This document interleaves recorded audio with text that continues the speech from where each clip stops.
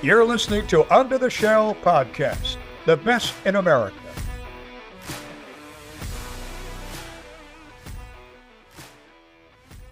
Welcome to Under the Shell, presented by Testudo Times. I'm Brennan Weissel. Sam Jane. And Michael House. Oh my God, boys, we are in season 5. 2 years ago, I don't think I would ever have imagined we would make it this far, but we have. And football season is right around the corner. Saturday at noon, there'll be football in College Park. And to help kick off the season, the football season and our season, we have Roman Hemby. Take it away.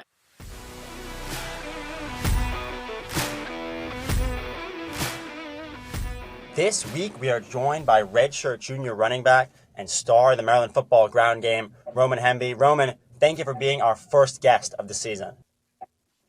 Yeah, thank you for having me. So to start it off, you've seen a lot of different people, a lot of different things come through this Maryland football team in the last 3 or 4 years. But now, a new year for you and a new year for the entire team. What do you kind of see as your role in the team as a leader and as a running back? I definitely see an increased role just being a leader and being one of the older guys on the team, being more vocal and, kind of letting my play do a little bit more of the talking for me while I coach up some of the younger guys while I'm off the field and things like that. So it's definitely been a change, but I'm definitely excited for the future of our team. Now, one of the biggest stories about the team so far is the quarterback play. Now, Mike Loxley, he said that the team knows who the starting QB is going to be, but he's not going to release that information yet. Still, kind of what's the confidence that you guys have in that quarterback room, no matter who's starting on Saturday for you guys? Oh, yeah, we have tremendous confidence in, all of the quarterbacks that are on our roster. I feel like during camp, we were able to kind of play with all of them and have them all out there in different scenarios and different situations. And I have the utmost confidence that any of them that take the field with us on Saturday, any Saturday in the season, they'll give us the best chance to win. Kind of looking at your career at Maryland as a whole, had that super strong second year when you're a redshirt freshman, and last year a stronger start to the season, not as great as the season went on. How did you kind of use that in the back of your mind to help build in this offseason to be as prepared as you could be for opening weekend this weekend? Yeah, there's ebbs and flows in every season, and I feel like sometimes you have places or, things that happen in the season that don't have the best interest or they give you the best chance to win and things like that. So, I had an up and down season last year where I was able to learn a little bit more about myself as a teammate by being a leader, by taking a step back and kind of humbling myself to kind of get back to the drawing board. And I feel like that's something that's needed in a lot of people's games. And especially for mine, I was able to get back to the drawing board, find out what worked, what didn't work, and just become an overall better player and better person as a result of it. And I'm ready to, take the field this year and put everything on display. You guys obviously expect to, with a new quarterback, and I'm sure it'll be an adjustment for you, but the offense will also go through somewhat of an adjustment, as Loxley's talked about. The run game, the quarterback run game, I think will be more of a factor likely. For a running back, can you kind of explain to non-football players what that's like having a guy who you can run, say it's Billy or MJ, multiple times a game? Because Talia was a good scrambler, but to have that added element, how much does that open you up? Kind of take me through the football X's and O's through that. Oh, yeah. When we have quarterbacks that are, have designed runs, they're good with their legs and stuff like that, it opens a lot of things up for me because just the simple fact that they have several reads or things that they look at on plays, and it gives our team an advantage because defenses can't collapse the pocket or anything to swarm on me because the quarterback can pull the ball and run as well. So it kind of keeps them honest. It adds another facet to our game, and it helps us to play faster because we're able to read keys and make the defense seem like they're always wrong, if that makes sense. Kind of taking it back 4 years, tell us about your decision to come to Maryland in the first place, coming from Edgewood, Maryland, homegrown product. Kind of what was going into that decision? Why did you make that? Kind of tell us about that. It was definitely a big decision for me. I know when I was a young guy coming up and everything, I always looked at Maryland. I was a fan of Maryland growing up, but as I got older, being a teenager, I always said I wanted to venture out and get away from home and, learn what it was like to be a man on my own and kind of grow up. But as I seen how the program was being forged and I seen some of the hometown guys start to choose to stay home, it made me feel like maybe I could do something better here. And, my mother always told me, like, why go somewhere else and make that home state better, make that state better when you can stay home and make your home state better and have that home environment and being able to go see your family and everything like that. And it really was truly the best decision I've made. And I'm so glad that I chose to stay home and, come to the University of Maryland. That mentality you had, we've seen a lot of the other recruits who've committed to Maryland in the last 6 months or so have as well. Is that something you've talked to them about? A lot of DMV guys deciding to come to Maryland. That's something when you've had recruits in and Loxley's kind of talked about those guys, the importance of staying home. Yeah, it's one of those big things that I feel like plays a huge part in the recruiting game. Especially when you have a teenager that's kind of going through the same things that I went through. You're hearing a lot of things about going away from home and doing things on the road, but nothing really beats being able to stay home and play in front of that family environment. And I think it's more so one of those things where we realize that we have a lot of talent here. There's a lot of talent in the DMV area that goes elsewhere, and they thrive in different programs. But when you kind of get those guys to, hey, like, let's stay home and let's make our home state better. Let's put on for the teams that we grew up playing for growing up. And it makes a huge difference when you get those great guys to stay home and build something together. Roman, you've kind of switched up your on-field look over the years, and kind of now stuck with I feel like the basic kind of no arm sleeves, no accessories, nothing. Is anything going to change this year? And then also, who would you say to you has the best look on field of a Maryland player right now? Who's bringing it the most? That's a good question. I feel like I'm gonna pretty much stay the same with what I wear. I might do leg tights a little more often this year, just because that's just something that I practiced in and I felt pretty good in. Um, as far as who has the best team look on the field, I think you can go down the receiver room and you can see pretty much, a lot of the good dressers are in the receiver room with Caden Prather, Todd Felton, Braden Wislowski, and a lot of the other guys like that. They pretty much have the best on the field. Are you saying off field, you bringing it more than them, or what's kind of is there a contrast there? Yeah. I feel like off the field, I got them beat, but they definitely know how to dress as well. I feel like it's a friendly competition, and we all have our own different styles, and it helps us to kind of have conversations in the locker room about certain things outside of ball. Yeah. For a team that you guys have kind of, you're bringing back a lot of people, but also, that's mostly on the defensive side, and then on offense, the skill positions are kind of similar. What are some strategies that I know Loxley's talked a lot about you as a team leader. Have you guys done stuff off the field? Like, what's some stories or anecdotes you can share that kind of takes the audience behind the scenes a little into how you guys are growing closer as a team? Because you can talk a lot about, oh, we're close as a team, oh, we're doing this and that, but like, what is it exactly that you're doing to kind of facilitate that? Yeah, I feel like the coaches, they do a really good job making sure that we're always around each other and we have events to where we have to kind of, bond with one another. I can speak on like something that we did over camp. We had a little like game where we would come in there every day in our team meeting and we would try to guess what terp was being talked about. Like, we would do 5 facts about a random player and everybody would take turns guessing, trying to learn more about that person. And outside of that, like, just having team events.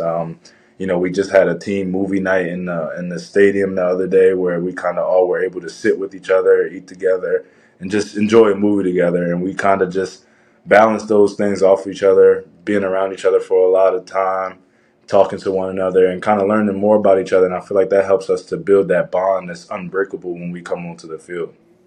Roman, College Football 25 was released in July.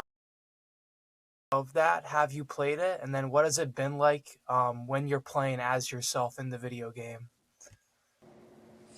It's definitely amazing. It's something that I always dreamed of growing up. And you could ask any of my friends in high school. I always told them I didn't play video games in high school and anything like that. And I didn't play video games going into college either.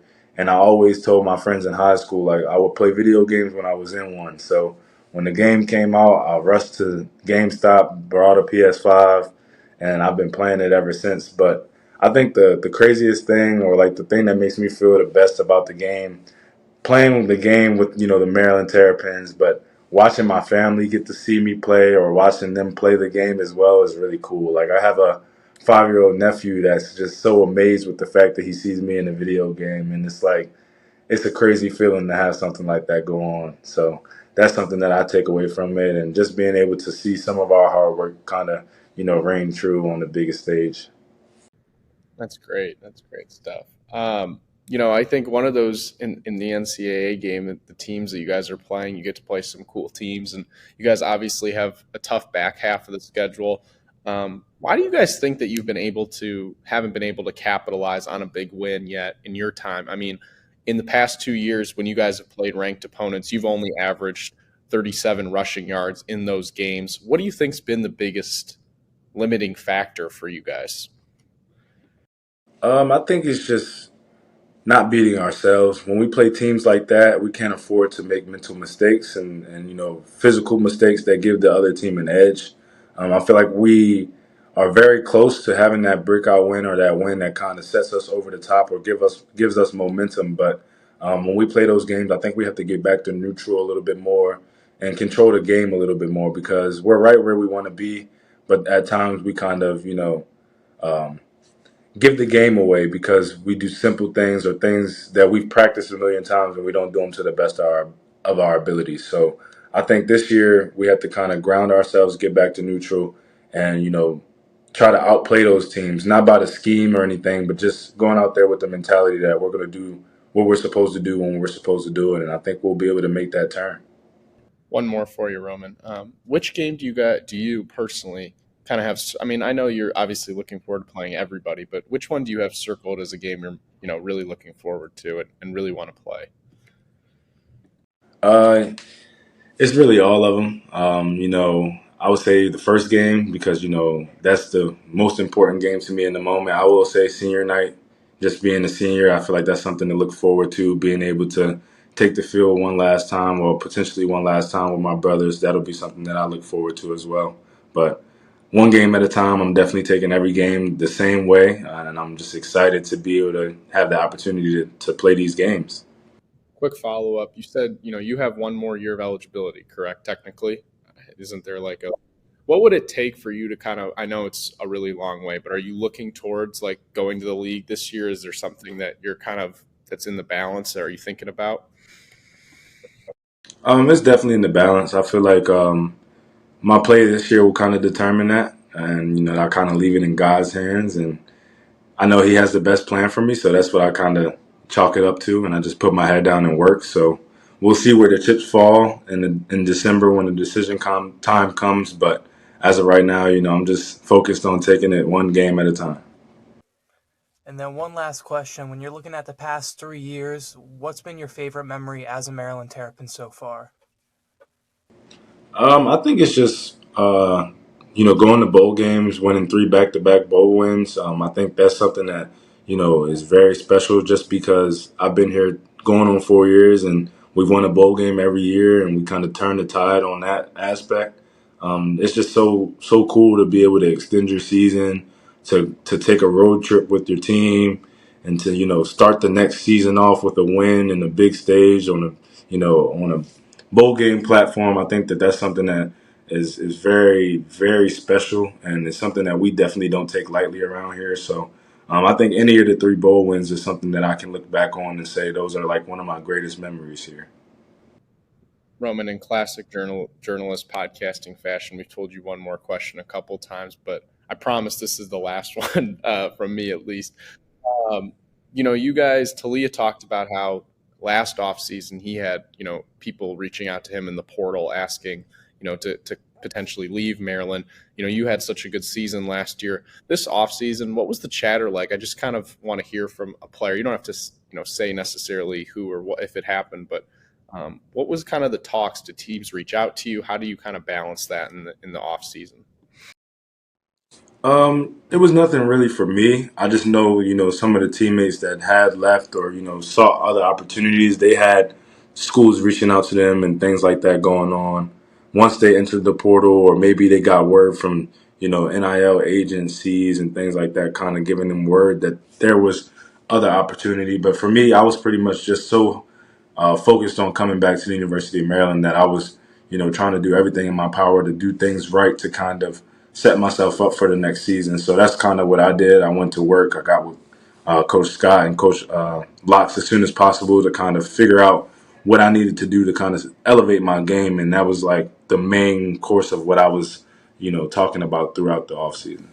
Right on. Well, we look forward to seeing how that pays off this weekend and pays off through the rest of the season. So, Roman, thank you very much for joining us.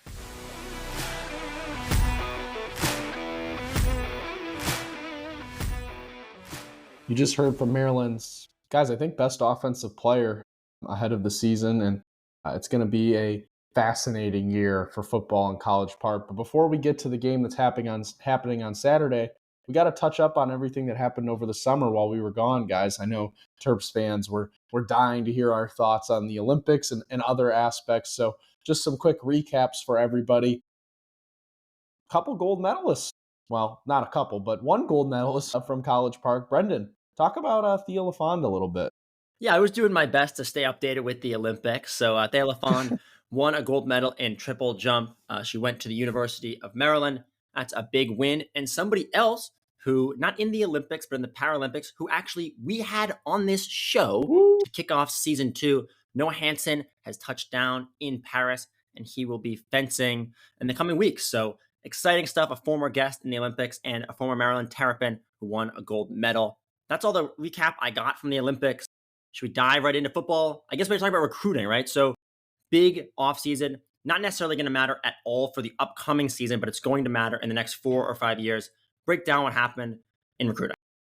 Yeah, it was a big summer for the Terps on the recruiting trail. The biggest name of them all, the one that Maryland fans are most excited for, the one that started the free grandma trend on Twitter within the Maryland community, was Malik Washington, quarterback, 4-star out of Spalding. He's the 6th ranked player in Maryland in his class, 23rd ranked in his position nationally. And then you also got a couple other guys. You got Jaden Gilchrist. He's going to be 4-star as well. You got Messiah Del Home, Zamir Smith, Bryce Jenkins, and Iverson Howard running back to round it out. And something to notice about all those guys is that they're all DMV natives. That's sort of a trend that Loxley's trying to set for his recruiting. Big emphasis there. And it was actually over 60%, over 65% of the total recruits currently committed to Maryland class of 2025 are from the DMV. So you can see Loxley really trying to lock in that talent from the region.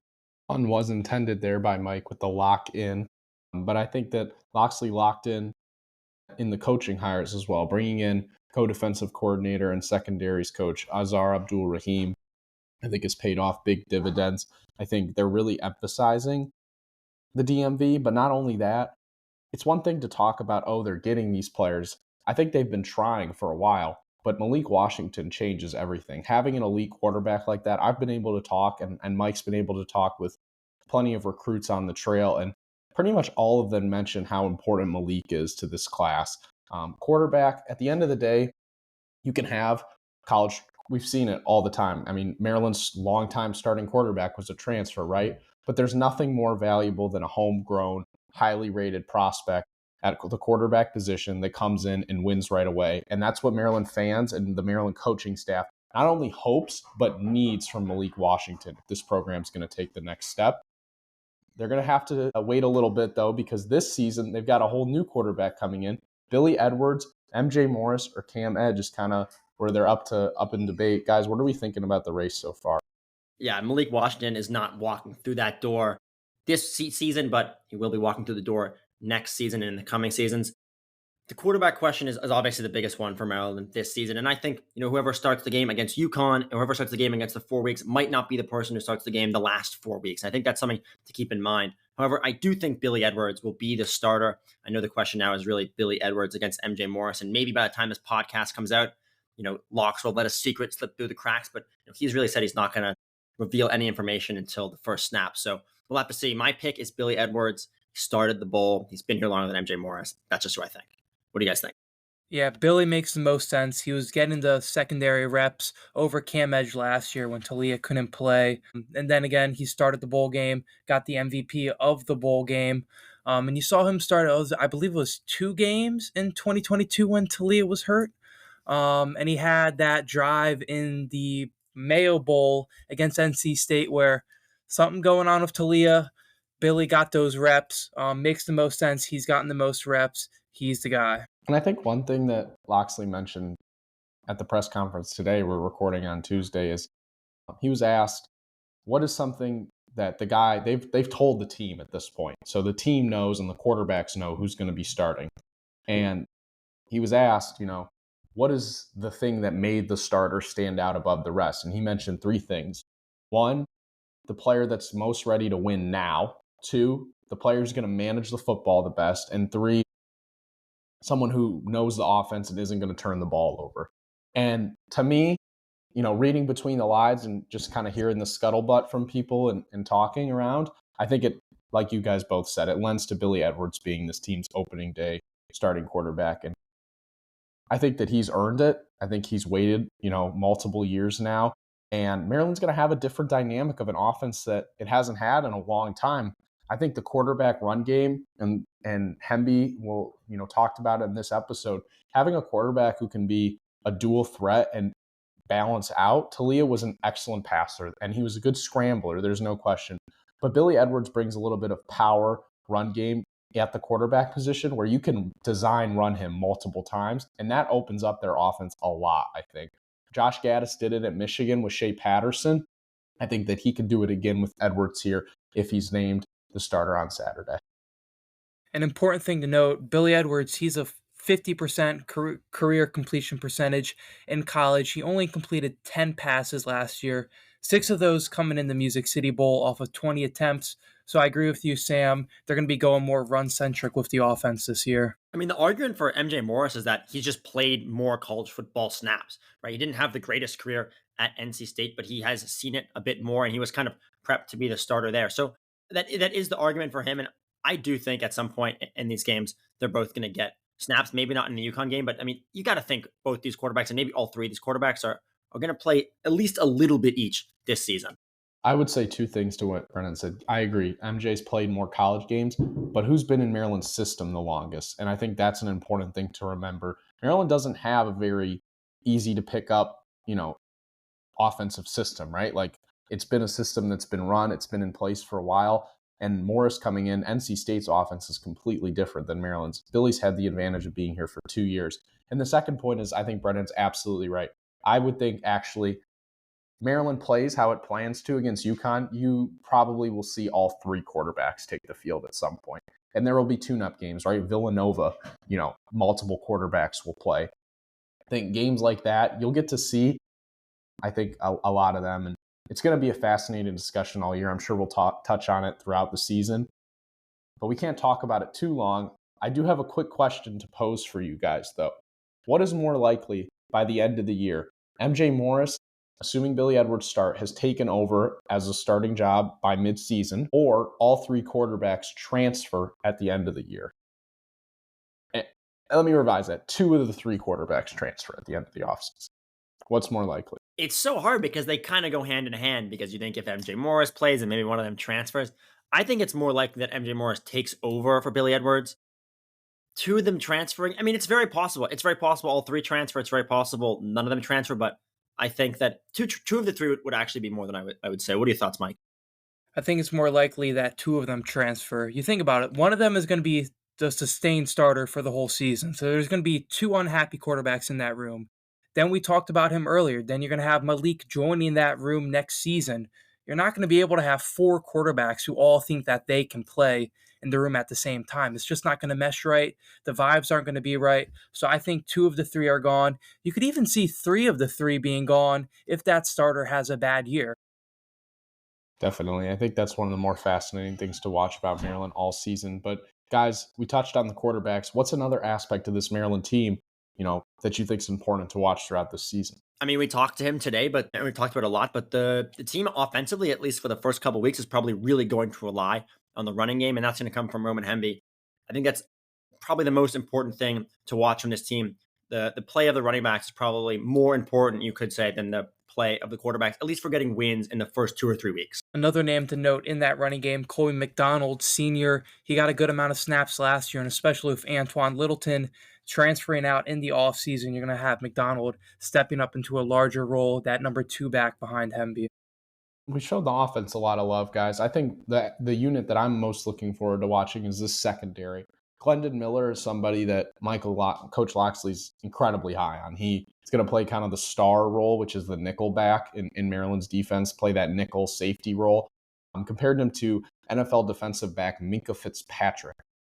I think Miller is long. He's athletic. He's taken a while to kind of adapt, but he had a great game against Auburn in the bowl game, and I think you're probably going to see him explode onto the maybe Big Ten scene this year. And he's got some talented mates alongside him. Dante Trader is well known amongst Terp fans. He's a solid safety, veteran player, isn't going to make mistakes. And then the corners. Perry Fisher, I think, is going to have a phenomenal year. I think Maryland has proven they can develop cornerbacks. I mean, Deontay Beggs, Tarheeb Still, Jacorian Bennett. These are all names that have made it to the NFL the past couple of years. And they're bringing in another starting corner, Jalen Husky from the transfer portal, different player than Jaquan Shepard, but I think could have a very similar year. Some player who, is very solid at the CB1, CB2 spot, go to the NFL. And I think this secondary, it forced the second most interceptions in the Big Ten last season. I'm not saying, interceptions are hard to predict, but I think that could be the Terps' best unit on this team. And I think that the fact that Loxley isn't talking about them a ton is probably because they're somewhat of a proven commodity. A lot of experience on that defense. Think about Ruben Hippolyte returning for his senior year. You got Dante Trader. He's been here for 3 years before. Glendon Miller, he's been here for 4 years. These guys have kind of seen how the program's transformed under Loxley, and they're not going to be let down. They're not going to let down that team so easily, even in what's being called a transition year. And yeah, I think that the transition year is up in the air because of this team's schedule, guys. So let's merge right into it. We'll go game by game really quick. Starting off with UConn at home, I think we can all agree that game will likely be a win. Would you guys tend to side with me on that one? If that's not a win, I think we cancel the podcast. Yeah, exactly. Michigan State at home. Spartans coming in with a new quarterback, a new coach, Jonathan Smith. Games at home. Kind of interesting to have a second game of the season as a conference opponent, but I also would give that one as a win to Maryland. Yeah, so would I. I think not necessarily a must win, but that is a much bigger game than I think most people are looking at. Second week, not a lot going on. It's the first Big Ten game. It's the first game of the new Big Ten across all the teams. So it's a pretty exciting game. I can't lie. Right. Mike, what would you say at Virginia here at 8 p.m.? Maryland smoked Virginia last year, but this one's, over in the state of Virginia, not in the DMV, but well, I guess kind of is, but they'll be taking on the Terps in a little bit of a cross-regional rivalry. Who do you think pulls out in that one? They'll cross the state borders, but the result's going to be the same. That's going to be a Maryland win. So we got 3-0 for the Terps here through 3 weeks. Villanova, I think we don't even have to spend time on. Spring game. Didn't know they had a football team. If this was a basketball schedule, the non-conference would be incredible. UConn, Michigan State, Virginia, Villanova. Michigan State is a yeah. Sorry, but yeah. So no, you're saying the first 4 weeks would be ridiculous. It's a very, very strong point. Yeah, not in football though. 4-0 for the Terps, and then they take on Indiana, the game that Billy Edwards made his lore as a Terp. I would also give Maryland that win. Indiana's breaking in a new coach who's bringing in all the FCS talent in the world, but that's not going to be enough to stack up with the Terps to me. So they moved to 5-0. Brendan and Mike, what do you think? I have to agree with you again on this one. I think maybe we'll disagree in the next 5 or 6 games because this is where the schedule gets really, really interesting. I think most people who look at this schedule can say, you know what, Maryland's probably going to be 5-0, and then who knows what's going to happen. Right. I think that there's 5 and there's as you move past it, you got then Northwestern at home, massive game. I think Ty Felton told me that's a team that Maryland's most looking forward to play, get back from last year. I would give the Terps a win. Mike, you think they move to 6-0? I think that's a 6-0 start, but game after this is where it starts getting fishy for the Terps. And as we kind of move past that, we head into, I would think that this team's biggest game. At 6-0, Brendan, they should be ranked. Taking on a USC team that's coming to town, homecoming weekend, should be a relatively hyped up game. USC's ranked as it stands right now. This is, I think, where you talked about it, the crossroad. Where do you think the Terps are going to land on this game? It's so hard to know how good USC is going to be this year in the post Caleb Williams era. I think Maryland plays very well in the first quarter of this game and then gets blown out. I think they lose by 30 and it's instant. They have one of those classic plays where they fumble the ball on a kickoff and then the whole season's going down from there. That's my guess. I think Maryland gets destroyed in this game. I think this is a loss for Maryland too. USC plays Penn State the week before. If that's a loss for USC, they're going to come into College Park even more motivated to win. So I have a different take. I think that this is the game that Loxley breaks through. I think he wins his first big game in quotes against USC at home. I think they're going to be fired up to play. I think Maryland's physical running game matches up really well against USC's defense, and I think the passing defense will be able to hold on for a pretty thrilling win. But then they're going to lose to Minnesota the next week and drop to 6-1, in my opinion. Classic letdown spot. I think the Golden Gophers take it. Yeah, I think that's very possible. If your scenario plays out, it's August 27th when we're recording this. Someone clip that, because if Sam is right and they are 7-0, that would be a huge prediction. And that would be massive for the program of Maryland football and the momentum as a whole. I think Maryland loses to Minnesota here. It's just when the schedule gets tough. Even if they beat USC, they're coming in after a really tough game and don't see it happen. I think this is a rebound win for them after they lose to USC. So Brendan's got them at 5-2, and me and Mike have them at 6-1. I think we can all agree on this one. Like Villanova, they will get dismantled by Oregon on the road. Oregon, I think, is the best team in college football. That will move them. You think Oregon is the best team in college football? I do. Wow. I think that moves them to 2 losses for all of us, Brendan 3. Then they play a stretch here, a couple home games, Rutgers and Iowa. Guys, what is their record in those 2 games? I don't even need you to say the opponent that they win it against. 1-1. 1-1. 1-1. We're going to stick to the theme, and that would get them to around 3 to 4 losses, depending on how you look at it, before they head into a finale against Penn State. Brendan, do they finally cross the lines into Beaver Stadium? We were there freshman year, and it was not fun. What do you think happens here? I was just about to say that. We were at that game, and it was absolute blowout. For college football fans, that was not a good game of football. Maryland got destroyed. I think the same thing happens again. People are not realizing how big of a game this will be for Penn State. Penn State's going to be right on the line of getting in, maybe getting a bye, maybe hosting a game in the top 12. They are absolutely going to bring all of their weapons to this game. Usually you see Penn State and Maryland at the end of the season. Penn State's probably out of making the Big Ten championship. They're going to be in a fine bowl game. This game matters to them this year, and Penn State will blow them out. Good to see someone other than Rutgers at the end of Maryland's schedule to finish out the regular season. So that's a good rivalry week game, but I'm going to take Penn State. Maryland just cannot beat the Nittany Lions in a full stadium. So the final record predictions, Brendan, you have them going with losses to USC, Oregon, Minnesota, Rutgers/Iowa, and Penn State. So the Terps finished 7-5 in your prediction, and me and Mike have them going 8-4. As it stands, would that season be a success for Maryland for your record? Yeah, I think so. I think if Maryland makes a bowl game this season, that is a success. This is I don't want to say a rebuilding year, because that's not really accurate, and that's not really appropriate, and that's not really fair.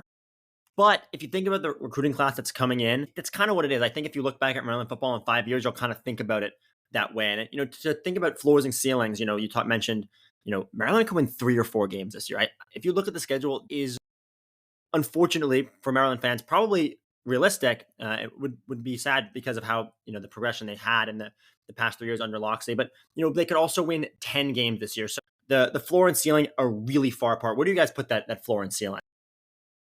I think this team's, like you said, it's super vast. I think their floor is probably 4 or 5 wins. I'd put it at 4 if we're really going to say worst case scenario, all 3 quarterbacks are terrible. They win all their non-conference games and beat Indiana or something. I think the ceiling is 9 wins. I think that you pretty much have guaranteed losses to Oregon and Penn State, and then they'll drop 1 along the way. But I think 9-3, you're not in contention for the playoff probably, but you're probably ranked at that point. And that would be a huge success for Loxley. It would be his best season. And the only reason I'm saying 9 wins is because I think the schedule is the easiest Loxley's had since he's been here. I mean, to start the season off where we're looking at it being if they're not 6-0 or 5-1, I think we can all agree it's a disappointment. And I think the schedule sets up really well to kind of give you a chance to pick off a Rutgers, an Iowa at home, a Minnesota on the road. Those are all games Maryland can win. So I put the ceiling at 9 wins. I've got an interesting question to kind of twist off this. Quarterback uncertainty, kind of shaky offensive line. We haven't really talked about it that much. But we can all say Loxley's job is mostly secure right now, one of the most secure in the country. But how many losses in your worst case scenario for Maryland does it take for that to change the tune a little bit? If he has 3 wins, he's not fired, but the seat gets hot. 11 or 12 losses. You got to look at the recruiting class. His seat is ice cold. It's also Mike Loxley has the most secure job in America. DMV guy, he won a bunch of games. Him and the athletic director are buddies. It's a very clearly safe job for him. I don't think he's feeling any pressure on that end. And I think that you can tell. The guy looks great. He's lost a bunch of weight. Seems pretty overjoyed at press conferences. And I think he actually feels, I think, relatively good about this team. But it seems like, we're kind of in between on them, but around that 7 to 8 win mark, I think would be a good season for Maryland.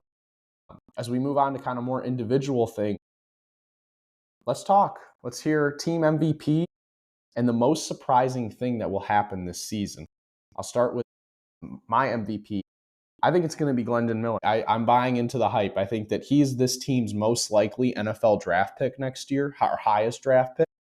He's got that type of potential, and Maryland DBs have gone high, so that would be my MVP. I'll keep it on the defensive side, and I'll take kind of a weird and safe pick in a classic fashion like myself, and I'll say number 12, Dante Trader and Cam Edge both wear number 12. Dante Trader is my real pick here because if you look at his athleticism, he is probably, maybe Sam wouldn't agree, but the most important player on the defense, sort of leadership and how he plays and tackling and just the versatility he brings to the defense. And so that's why I'd say team MVP, but also it's very possible Cam Edge plays. That's why I picked that number 12. But my real pick is Dante Trader. I'll keep it on the defensive side. Mike, you going offense or defense for MVP? Yeah, I guess I got to go offense here, and I'm going to go with Roman Hemby. I think he's going to be a wrecking ball with this run-centric offense that they probably will have with Billy Edwards behind center. It's going to be a big year for Roman, I think. And then the most surprising thing you think is going to happen this year, Mike, start us off. Most surprising thing, they pick up a big-time win. I don't know if you can say that's surprising or not, but after the past 2 years where, they've got Michigan on their ropes, they got Ohio State on their ropes, and they can't come through, and now Talia leaves and they can get that win, I would say that's pretty surprising. Good answer. I would say also kind of on Mike's thing, not crazy surprising, but I think Maryland is ranked. And if you look at the past 20 years of football at Maryland, that would be pretty surprising. And I think I have to go with Maryland being ranked. This is going to be crazy. I think Maryland's total offensive production outpaces last year's performance. I think that this offense, I think they're going to turn the ball over less. I think they're going to make less negative plays. They're going to have less explosive plays, but I think that the run game will be good. I think the offensive line, like Loxley keeps hyping up. If he doesn't, he's going to, if they underperform, he told his offensive line coaches, don't make me look stupid. And I think that they're going to, they might not be as talented as last year's offense. I think they're going to outpace it, though. That's my kind of hot take, surprising prediction. When you first said that, I thought this take was awful and really hot, but I thought about it for 1 second, and you thought about who Talia was as a quarterback, and Talia was actually really good at turning the ball over in key situations. If you think back to the Michigan game last year, that is an extremely different game. That's an extremely different season for college football as a whole. Talia doesn't have some of those turnovers. So, when you think about it as a whole, you would think maybe not comparing last season to this season, but I see where you're coming from there. I don't agree with you, but I see where you're coming from. It makes sense. Yeah, and I think that it's surprising, Brendan, but I do tend to side with you in that I think this offense is going to be on schedule more, and I think that lends to higher production. And we're going to kind of wrap it up here with an offensive breakdown, and then we'll get to the defense. Just really quick, unit by unit. Quarterbacks, them, Billy Edwards, MJ Morris. Interesting players, both different. Both will have a chance, I think, this year to play. Cam Edge kind of, I think Cam will play. It just is a matter of how much. Running backs, Mike mentioned them, Roman Hemby, Coleman McDonald, probably the strength. If not, the wide receiving room, which is Caden Prather and Ty Felton. You could argue a top 5 receiving duo in the Big Ten. And then in the slot, you're going to either have Octavian Smith, who kind of had an up and down camp, according to Coach Loxley, or Shalik Knotts, who's a supremely talented youngster. I think he'll get a lot of reps, but it's going to be Prather and Felton kind of dominating the receptions, I think. At tight end, this is the most fascinating position on offense for me to watch because there's a lot of young talent there. Preston Howard, Dylan Wade, I think, are both incredibly uniquely freak athletes. Both guys are superstars, I think, in terms of their athletic profile, how they put it together, how they block in the run game. We've talked a lot about the run game being important this year. Your tight ends being able to block is such a huge aspect to that. So watching how they perform in the trenches will be fun. And then the offensive line, Josh Kaltenberger brought in to be the center for this team, Amir Heron from a Division III school. So that should be interesting. The unit that lost all their starters last year will have to replace them. And as we move to the defense, I think you look at this team, another talented unit up front. Jordan Phillips was just named on Bruce Feldman Freaks of the Year. Neo Avery's a really solid player. And then you move to the other part of the front seven, the linebackers. Brendan mentioned him. Mike mentioned him. Ruben Hippolyte, friend of the show, friend of the pod. I think he's going to set for a big year. He's going to be kind of that classic senior linebacker, just gritty and tough. I think that Hippolyte's going to probably make an all Big Ten team, I would guess. And then in the backfield, we touched on him. I think Husky, Fisher, Miller, and Trader make up one of the best secondary duos units in the conference. And it'll be super fun to watch them kind of roam around. Maryland's had a good secondary for years now. I think this might have a chance to be the best collection that they've put out there. I think that those are the names to watch for this team. Sorry if we've exhausted you on football, but you got your in-depth preview here of Maryland. And we'll move on to the other sports that have already started. Maybe we should have talked about them first, but they didn't really inspire confidence here. The men's soccer team and women's soccer team have kicked off their year. The boy Terps, they fell in their early season games to Georgetown and tied the other Mike and Brendan. Tell us about what Sasha Sarovsky's team has been doing. Sam, I was a little disappointed in your football recap. You didn't talk at all about special teams, but I'll talk about kicking now, and we'll save that for the pitch. We can talk about the Maryland kickers and punters maybe in another episode. But let's talk soccer for a second. As you may remember, they're coming off the worst season in 20 years, and it got worse when they lost their two top scorers, and there's still a lot of offensive struggles so far. Have one goal through two games, tied UMBC, and then 0-2 loss to Georgetown. The Georgetown game, Maryland had a lot of possession. They had a lot of chances, but didn't have any good chances. Didn't have that many good chances, and that's the problem you're going to see is Maryland's going to probably have a lot of possession, but if you don't do anything, if you don't generate good chances, don't generate good scoring chances, it's not that useful. However, coming up on Friday, Maryland plays Detroit Mercy at home. Detroit, not a very strong team, so this is a chance actually for Maryland to to score a lot of goals and to kind of get the offense running early in the season. They have been dealing with some injuries, so we'll see what happens there. So men's soccer, likely similar season to last year where they don't do that well. The Big Ten competition got tougher. I don't see it being a very good season for this team. What do you guys think? What I do know is that Sarovsky was not happy with the Georgetown ending. Basically, just quick recap. A player on Maryland went down, and as is custom in soccer, you kick the ball out of bounds to give the player a chance to recover and kind of get himself back right. Maryland's player recovered. They expected Georgetown, as I don't watch soccer a ton, but from what I've read and heard, it's pretty traditional for the other team to then give the ball to the team that had the injured player that kicked it out. Georgetown chose to play it as is, and 10 seconds after the throw-in, they scored, took a lead, and didn't look back. I think that Sarovsky was pretty upset in the post game. I think that this team is, looking at their roster, they lost guys from a team that wasn't great last year, and the Big Ten is continually getting better at soccer.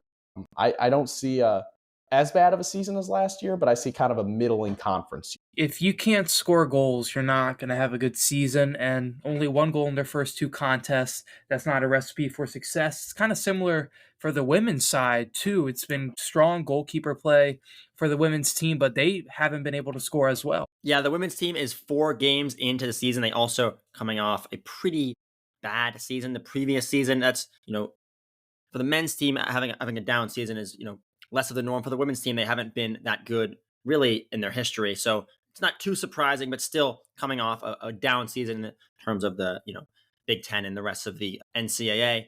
Brought in 9 new players, but it's not off to a hot start. They played American just down the road.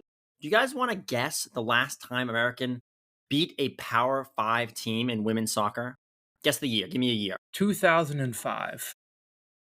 I'll go 2011. Oh, Mike was very close. It was 2004. They beat Alabama. What a guess. I saw the final score of that game. Actually, my dad was here helping me move in, and he was like, "Oh my God, Maryland women's soccer lost to American." And the thing I turned to him is, I wonder if Americans ever beat a Power 5 team. And then doing research for this episode, I learned that it's been 20 years. So whenever you hear a stat like that, that's a great stat. Oh, I try my best, Sam. So, it's not the best for Maryland. They had a game against JMU on Sunday, scored, had the lead, and then let up a goal with 3 or 4 minutes to go. Bit of a heartbreaker. JMU, not the strongest team, would have been a good early season win. They drew against them last year. They drew against them this year. They play Navy on Thursday. The day this episode comes out, tied last year. I would expect the same result. And then George Mason is a game they have to win. They have to score a lot of goals, similar to the Detroit game for the men's team. This is a game they have to score a lot of goals, get the offense going. George Mason has 4 wins in the past 2 seasons and this season. They're not a strong team at all. They have to score a bunch of goals here and hopefully get the offense on track. That's all I got for soccer. Mike isn't covering field hockey this year, though he did cover it 2 years ago, so he still has a little bit of knowledge. Mike, give us what's happening with field hockey. Season starts Friday by the time this podcast is announced, and they've got a strong group of returners from Missy Maharg, 9-time Coach of the Year, to search for that 9th national championship for the Terps. I'm going to start with the goalkeepers. They got talented duo, Paige Keefe and Alyssa Klobosco. Klobosco kind of turned it on for the Terps last year. And then you got Emma DeBurdine returning for her 5th year in College Park. She's been one of the top contributors for the squad the past 4 years. Olympian. I'd like to mention she's in the Olympics. In the Olympics. And then you got Hope Rose, who just a goal-scoring machine for the Terps, was an all Big Ten first-team selection last year. 13 goals for the Terps, was second in the team in points, and they're going to really try to rally behind this strong group of returners and try to make it back to the Final Four and hopefully win a championship. Well said, Mike. And as always, field hockey, one of the teams that Maryland can actually win a national championship with. And so we'll be on the lookout for that and relying on you for some of that field hockey coverage. The final sport we haven't talked about yet is volleyball. Season hasn't started yet. Season starts in Louisiana this weekend, playing 3 games at LSU, not against LSU, but in a tournament there. Maryland, historically under Adam Hughes, has been very strong out of conference. That's where they've got the majority of their wins. I would expect a 2-1 start and be a solid way to start the season. Still a month away from Big Ten play. We know how strong the Big Ten is in women's volleyball. So as many wins as Maryland can get in non-conference play will help their resume going forward. This team brought back a lot of people: Anastasia Russ, Sam Sire, Sydney Dowler, Layla Ivey, Samantha Schnitter, all names you probably heard before. And it's because there were impactful players on this team and they all came back. So volleyball, actually a team in Maryland in the Big Ten that could outperform where they have in previous years, which leads me to my question that I have for you guys. Which Maryland team that we just discussed do you think outperforms their expectations the most? It's a good one. Brendan, you convinced me. Let's go volleyball. Sounds like they got a good team coming back. We had Sam Sire on. Anastasia Russ is a stud, too. Adam Hughes' seat is hot, as we've talked about all the time. This is the year he breaks through and makes the NCAA tournament. I'm calling it right now. Bold prediction. It's hard to really exceed expectations when the expectations are very high, but I think field hockey, not the answer to the question, but I think they're going to have the best finish. I can't trust a volleyball team. Seems like every year we talk about, they have talented returning class, and then they just fail in the conference play. So I'm going to have to go with field hockey. I had a good feeling you'd pick that one. I'm glad my convincing worked there, Sam. I guess I do think volleyball will do that, but I'll give you another option. I think women's soccer, and that's just because the expectations are pretty darn low. And so if they can exceed them, let's put it this way. They didn't have a Big Ten win last year. And, if they can get a couple Big Ten wins this year, that would be exceeding expectations, or at least exceeding what they did last year. So I'll go women's soccer. No, they brought in 9 new players. You never know what's going to happen. And they have a pretty solid core on that roster. So if they can put it together and start winning some non-conference games that can translate into the Big Ten play, I think they could, in fact, exceed expectations. So we get 3 options there. It's possible none of those teams exceed expectations, as has kind of been true in the past 5 or 6 years for Maryland across the board. What do you got, Sam? Yeah, I just wanted to, say that exceeding expectations is frankly all I do in my favorite segment, and that's our college football picks. They're back, gentlemen and ladies, if you're listening. This is one of my favorites, as I cashed in on our phenomenal bet that's been yet to be paid that eventually will get done. I hope, Brendan and Mike. But we're going to start it out with week 1, and the champ is here to start you off with your 3 best bets of the season. I'm going to go with Penn State minus 8.5 over West Virginia, Georgia minus 13.5 over Clemson. Dabo Swinney's wash. Kirby Smart is not. Then I'm going to take Minnesota in a Thursday night game, partially so that I can just watch a Thursday night college football game and have something to root for. Plus 1.5 against North Carolina. Drake May is in Brendan's hometown now, no longer in Chapel Hill. And we'll take it over to B for, starting with his hometown pick, I guess. It's early. We're back. And would it be under the shell picks for football if I didn't pick the University of Massachusetts? And I am going to pick them. I'm going to pick them minus 1.5. That's right. Against Eastern Michigan. Then we'll go to Northwestern minus 2.5 against Miami, Ohio. Whenever you see a less than 3 points Power 5 team, non-Power 5 team, I think you gotta cash in your bet there. And then I kind of did the same thing Sam did. I wanted to pick a game I could sit back and relax early in the week and watch. And I'm going to take Rutgers minus 36.5 against Howard. Mike, cap it off. We're going to go Colorado minus 9.5 versus North Dakota. I'm sorry, but I love watching Coach Prime and those boys. He's back on the Buffalo train, bro. It's fun to watch. It's good for the sport. It's great for the sport. Then we're going to go Texas, Colorado State over 59.5 points. And then to cap it off, Illinois State plus 22.5 versus Iowa. Good picks, gentlemen. Good picks. Mike said that his Colorado's good for the sport. I don't know if it's good for his record in these betting games. Because it let him down. It was good at the beginning of the end of the year. Started going definitely down. Good for the sport. It's good. It's good for the sport. That's for sure. What's good for this podcast though is my favorite segment, Terrific Terp, to cap it off. And Brendan, get us started with our first of the year. Hopefully, I'm not too rusty here, but I'll take it away. There has only been one player in the history of Maryland women's soccer to play with the U.S. women's national team. To figure that out, we have to go all the way back to 1993 when Erin Taylor Blunt first stepped foot in College Park. The standout defender took a redshirt year during her first year at Maryland, but when she finally stepped on the pitch, she took charge as a leader. She grew up in Florida, but decided to follow some of her other teammates and come to Maryland. In 1994, 1995, 1996, she was United States Coaches All-Region honoree and selected to the All-ACC team. She helped lead Maryland to the 2 best seasons in program history, with 37 combined wins in 95 and 96. During her senior year, she was named a first-team All-American and ACC Player of the Year. And after her senior year, she was named to the U.S. Women's National Team as a pool player in 1997. Following her playing career, she was assistant coach at Ohio State until 2001. After that, she still coached, but at the younger age group when she coached her kids growing up. She's still a coach today at Blunt Player Academy, which is her personal coaching business, and as a club soccer coach and assistant coach at a high school in Florida. Blunt may have hung up her cleats for now, but when they were on her feet in College Park, she was a force to be reckoned with. Terrific Terps are back. Woohoo! And that was a great episode. You got to hear all about football. You got to hear about the other sports, and you got to get your betting year off with a good start. Hopefully, if my picks cash through, you should always listen to me. That was it for episode 1 of this year. Guys, listen to Under the Shell. It's the 3rd year. We're only getting better. You can find us on Apple, Spotify, YouTube, TikTok, Instagram, Facebook, Twitter, all the places you get your platform. Follow us at Under the Shell. And Brendan, we just want to say one thing. It was a new member of our team. So if you see any of the content on social, and also kudos to you if you made it all the way to this pretty long episode, not the longest interview with Roman, but if you made it to the end, kudos to you. But I just want to say, shout out Eddie Calkins. He's a new member of the Under the Shell podcast. You won't probably hear his voice. However, you will be seeing his clips on social media. He's a huge help to the team. So go give him a really follow. Appreciate him. Thank you, Eddie. Give him a follow. Eddie. Give Under the Shell a follow. And guys, enjoy football season. It's back. Guess what? You've got Under the Shell Podcast. Nobody does it better.